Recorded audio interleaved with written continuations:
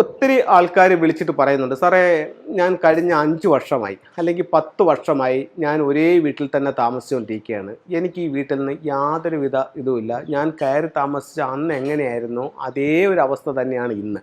അല്ലെങ്കിൽ ഞാൻ താമസിച്ചതിനേക്കാൾ താഴോട്ട് പൊയ്ക്കൊണ്ടിരിക്കുകയാണ് ഓരോ ദിവസവും എന്ന് പറയുന്നവരുണ്ട്. ചിലർ പറയുന്നു, സാറേ ഞാനൊരു വാടക വീട്ടിലാണ് താമസിക്കുന്നത്, ഇവിടെ വന്ന് കയറിയ അന്ന് തൊട്ട് എനിക്ക് ദുഃഖങ്ങളും ദുരിതങ്ങളുമാണെന്ന്. അപ്പോൾ ഞാൻ ചോദിക്കുന്നൊരു ചോദ്യം എന്ന് പറയുന്നത്, ഈ നിങ്ങൾ താമസിക്കുന്ന ഒരു വാടക വീട്ടിൽ നിങ്ങൾക്ക് ദുഃഖങ്ങളും ദുരിതങ്ങളുമാണ് ആ വീട് തരുന്നതെങ്കിൽ നിങ്ങൾ എന്തിനാണ് ആ വീട്ടിൽ കടിച്ചു തൂങ്ങി കിടക്കുന്നത്? നിങ്ങൾക്ക് വീട് മാറിക്കൂടെ എന്നുള്ളതാണ് എൻ്റെ ഒരു ചോദ്യം. കാരണം നിങ്ങളുടെ സ്വന്തം വീടല്ലല്ലോ, വാടക വീടാണല്ലോ. രണ്ടാമത്തെ ഒരു കാര്യം, ഇത് നിങ്ങൾ ഇപ്പോൾ ഇത്ര വർഷങ്ങളായിട്ട് താമസിക്കുന്നൊരു വീട്, ഈ വീട്ടിൽ നിന്ന് നിങ്ങൾക്ക് യാതൊരുവിധ സൗഭാഗ്യങ്ങളും കിട്ടുന്നില്ല എന്ന് നിങ്ങൾ തന്നെ പറയുന്നു. അപ്പോൾ അങ്ങനെയാണെന്നുണ്ടെങ്കിൽ ഇപ്പോൾ 5, 10, 15, 20 വർഷമായവർ എന്നെ വിളിക്കുന്നുണ്ട്. അപ്പോൾ ഈ 20 വർഷങ്ങൾ നിങ്ങളുടെ ജീവിതം നിങ്ങൾ വെറുതെ പാഴാക്കി കളഞ്ഞില്ലേ എന്നുള്ളതാണ് എൻ്റെ മറ്റൊരു ചോദ്യം. ഇതിൽ എനിക്ക് പറയാനുള്ളൊരു കാര്യം എന്ന് പറഞ്ഞു കഴിഞ്ഞാൽ, നമുക്ക് ഇപ്പം പലതരത്തിലുള്ള ഭാഗ്യങ്ങളുണ്ട്. ഞാൻ നേരത്തെ ഒരുപാട് പ്രോഗ്രാമിൽ അത് പറഞ്ഞിട്ടുണ്ട്, വീണ്ടും വീണ്ടും പറയണം ആവശ്യം വന്നതുകൊണ്ട് മാത്രം പറയുകയാണ്. ഒരു വ്യക്തിയെ സംബന്ധിച്ചിടത്തോളം ഫുങ്ഷുവൽ പറയുന്നതെന്ന് പറഞ്ഞു കഴിഞ്ഞാൽ 3 തരത്തിലുള്ള ഭാഗ്യങ്ങളാണെന്നുള്ളതാണ്. അപ്പോൾ ആദ്യമായിട്ടാണ് ഇപ്പോൾ ഒരു പ്രോഗ്രാം കേൾക്കുന്ന ഒരു വ്യക്തിയാണെങ്കിൽ അത് ഫുങ്ഷു എന്തെന്ന് പറഞ്ഞു കഴിഞ്ഞാൽ ചൈനീസ് വാസ്തുകലയാണ് ഫുങ്ഷു എന്ന് പറയുന്നത്. നമ്മുടെ വാസ്തുകല പോലെ തന്നെ ചൈനീസ് വാസ്തുകലയാണ് ഫുങ്ഷു എന്ന് പറയുന്നത്. അപ്പം അവർക്ക് അതിൻ്റേതായിട്ടുള്ള ചില തിയറികളുണ്ട്, ചില നിയമങ്ങളുണ്ട്.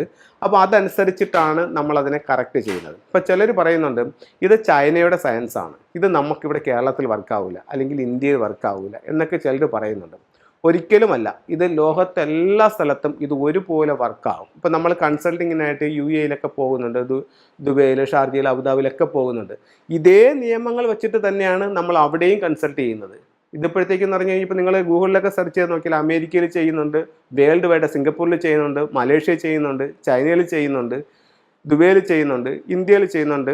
നമുക്ക് ഇവിടെ കേരളത്തിൽ ഒരുപക്ഷെ ഇതിൻ്റെ പ്രചാരം വളരെ കുറവാണെന്ന് വേണമെങ്കിൽ പറയാം. നമുക്കിപ്പോൾ നോർത്ത് ഇന്ത്യയിലൊക്കെ ഇത് വളരെ വിശാലപരമായിട്ട് ചെയ്യുന്നുണ്ട്, വളരെ വളരെ റിസൾട്ടുകൾ അവർ അതുകൊണ്ട് നേടിയെടുക്കുന്നുണ്ട്.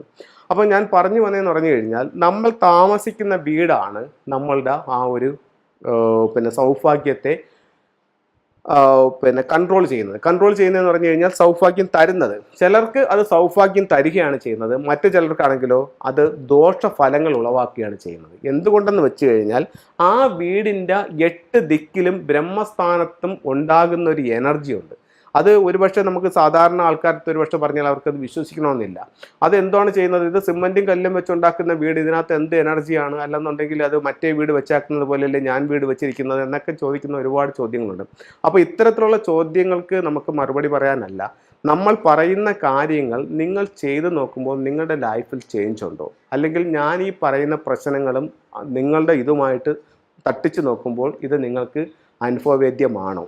ഞാൻ പറയുന്നത്, ഞാൻ കണ്ടുപിടിച്ചൊരു സയൻസ് അല്ല ഫുങ്ഷു എന്ന് പറയുന്നത്. 5000-ഓളം വർഷം പഴക്കമുള്ള ഒരു സയൻസാണിത്. അപ്പോൾ കാലാകാലങ്ങളായി പല മാസ്റ്റേഴ്സും പ്രാക്ടീസ് ചെയ്ത് വന്നത് ഞാൻ പഠിച്ചു, ഞാൻ എൻ്റെ വീട്ടിൽ ചെയ്തു, എൻ്റെ ബന്ധുക്കളുടെ വീടുകളിൽ ചെയ്തു, എൻ്റെ സുഹൃത്തുക്കളുടെ വീടുകളിൽ ചെയ്തു. അതിൻ്റെ റിസൾട്ടിൻ്റെ ബേസ് ചെയ്തിട്ട് ഞാൻ പബ്ലിക്കിലേക്ക് ഇറങ്ങി. അപ്പോൾ ചെയ്തവർക്കെല്ലാം അതിൻ്റേതായിട്ടുള്ള മാറ്റമുണ്ട്. 100 വീട് ചെയ്തിട്ട് 100 വീടിന് റിസൾട്ട് ഉണ്ടോ എന്ന് ചോദിച്ചാൽ ഇല്ല. ചിലപ്പോൾ ഒരു 5 വീടിൻ്റെ റിസൾട്ട് ചിലപ്പോൾ ഒരു പക്ഷേ കിട്ടിയെന്നിരിക്കത്തില്ല. അതിനും മറ്റു പല കാരണങ്ങളുണ്ടായിരിക്കാം. അപ്പോൾ ഞാൻ പറഞ്ഞു വന്നത്, നിങ്ങളുടെ പ്രശ്നങ്ങൾ എന്താ തന്നെ ആയാലും അത് നിങ്ങളുടെ വീടുമായി ബന്ധപ്പെട്ട് നിൽക്കുന്നതാണ്. ഇപ്പോൾ ഫംഗ്ഷനിൽ പറയുന്നത് ഒരു വ്യക്തിക്ക് 3 തരത്തിലുള്ള ഭാഗ്യങ്ങളുണ്ടെന്നുള്ളതാണ്. ഒന്ന് ജന്മന ഉള്ള ഭാഗ്യം, ഒന്നെന്ന് പറയുന്ന ആ വ്യക്തിയുടെ വാസ്തുപ്രകാരമുള്ള ഭാഗ്യം, ഒന്നെന്ന് പറയുന്ന അദ്ദേഹത്തിൻ്റെ അധ്വാനം. അപ്പോൾ നമുക്ക് ജന്മനുള്ള ഭാഗ്യം ഇല്ലെങ്കിൽ പോലും നമ്മുടെ വാസ്തു കറക്ഷനും നമ്മളുടെ അധ്വാനം കൂടെ ഉണ്ടെന്നുണ്ടെങ്കിൽ നമുക്ക് നമ്മുടെ ജീവിതത്തെ നല്ല രീതിയിൽ മുന്നോട്ട് കൊണ്ടുപോകാനായിട്ട് ഫംഗ്ഷനിലൂടെ സാധിക്കും. അപ്പോൾ നമ്മൾ പറഞ്ഞു വന്നത് നമ്മുടെ വീടിൻ്റെ കാര്യമാണ്. അപ്പോൾ ഇവർക്ക് താമസിക്കുന്ന വീടൊരു പ്രോസ്പെരിറ്റി ഇല്ല. അങ്ങനെയാണെന്നുണ്ടെങ്കിൽ നമ്മൾ ആ സ്ഥലം ഒന്ന് ഒഴിയുക.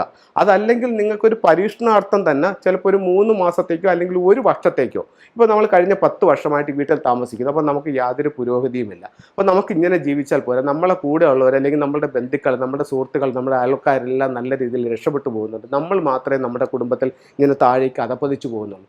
നമുക്ക് മറ്റുള്ളവരെ പോലെ തന്നെ ജീവിതത്തിൽ രക്ഷപ്പെടണം എന്ന് പറഞ്ഞാൽ സാമ്പത്തികമായിട്ട് അഭിവൃദ്ധി ഉണ്ടാവണം, ആരോഗ്യം മെച്ചപ്പെടണം, കുട്ടികളുടെ വിദ്യാഭ്യാസം നല്ല രീതിയിൽ പോകണം, സാമ്പത്തികമായിട്ട് ഉയർച്ച ഉണ്ടാവണം, നല്ല തൊഴിൽ വേണം. ഇതൊക്കെ ഏതൊരു വ്യക്തിയും ആഗ്രഹിക്കുന്ന കാര്യങ്ങളാണ്. അപ്പം നിങ്ങളുടെ വീടുമായിട്ടാണ് നിങ്ങൾക്ക് ഇത്തരം തടസ്സങ്ങളെന്ന് നിങ്ങൾക്ക് സ്വയം തോന്നുന്നു എങ്കിൽ, ഞാൻ ഈ പറയുന്ന കാര്യങ്ങൾ നിങ്ങൾക്ക് ശരിയാണെന്ന് തോന്നുന്നു എന്നുണ്ടെങ്കിൽ, നിങ്ങൾ നല്ലൊരു വീട് നോക്കി 1 വർഷത്തേക്ക് അങ്ങോട്ട് മാറും. അപ്പോൾ നിങ്ങളൊരു കാര്യം ശ്രദ്ധിക്കേണ്ടതെന്ന് പറഞ്ഞു കഴിഞ്ഞാൽ ഈ എടുക്കുന്ന വീടും നിങ്ങൾ താമസിക്കുന്നത് പോലെ വാസ്തുദോഷമുള്ള ഒരു വീടായിരിക്കരുത്.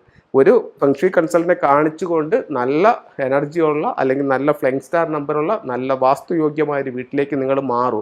എന്നിട്ട് ആ ഒരു വർഷം നിങ്ങൾ നോക്കൂ. നിങ്ങൾ ഈ 10 വർഷം താമസിച്ച വീടും ഈ ഒരു വർഷവുമായിട്ട് നിങ്ങൾക്കുണ്ടാകുന്ന വ്യത്യാസം നോക്കൂ.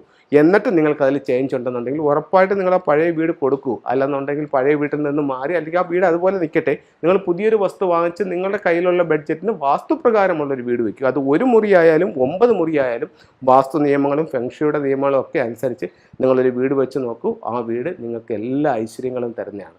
അപ്പോൾ എല്ലാവർക്കും എല്ലാ ഐശ്വര്യങ്ങളും ഉണ്ടാവട്ടെ എന്ന് പ്രാർത്ഥിച്ചുകൊണ്ട് നിർത്തുന്നു. നന്ദി, നമസ്കാരം.